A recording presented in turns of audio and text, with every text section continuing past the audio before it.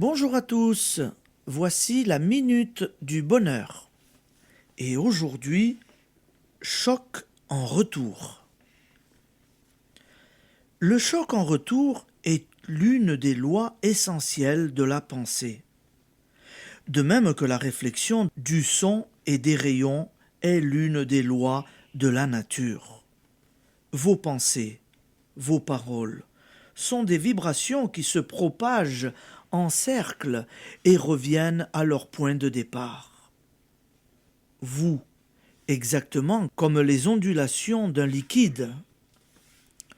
Lorsque vous jetez un caillou dans l'eau, le point de chute est le centre d'ondulation qui grandissent jusqu'à ce qu'elle rencontre un obstacle, la rive ou le récipient.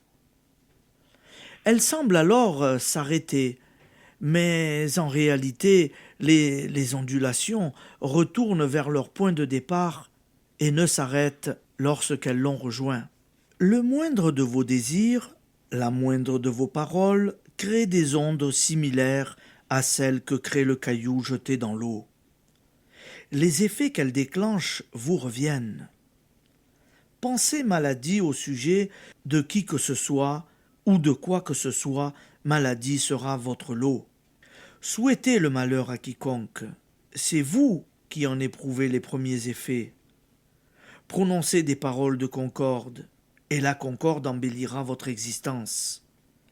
Lorsqu'on connaît cette loi, on n'est plus surpris des misères du monde, où tant de bonnes gens, plus ignorants qu'en foncièrement méchants, croient bien faire en vivant dans la rancune et dans la détestation de leur prochain.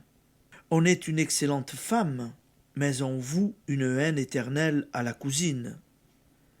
Amélie pour une toute petite question d'héritage. Un excellent homme, mais il n'est pas question de pardonner une offense au cousin Gustave. Il est pourtant répété depuis 2000 ans, ne faites pas aux autres ce que vous ne voudriez pas qu'on vous fît. Mais ce sont là encore de ces paroles essentielles dont la routine a émoussé le sens. Le seul moyen pour nous d'être heureux, c'est donc de n'émettre que des pensées et des paroles de bonheur à l'égard de chacun en particulier et du monde en général. Chacune de vos pensées s'étend jusqu'aux limites de l'univers. Elle fait vibrer au passage toutes les pensées accordées au même diapason. Elle se propage et se multiplie avant de vous faire revenir ainsi, intensifiée, pour exercer dans votre propre existence ses merveilles ou ses ravages. Comprenez-vous que nous avons tous notre part dans le désarroi universel et que vous avez peut-être été jusqu'ici, sans le savoir, votre ennemi numéro 1. Application.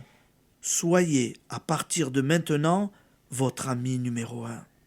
Lorsque vous vous apprêtez à médire, lorsqu'un sentiment de colère vous traverse, songez « Aimerais-je que les effets de cette pensée me reviennent et se manifestent dans ma vie ?» Jugez-la instantanément et remplacez-la par son opposé lumineux. Merci, amis auditeurs, et bonne journée. À demain.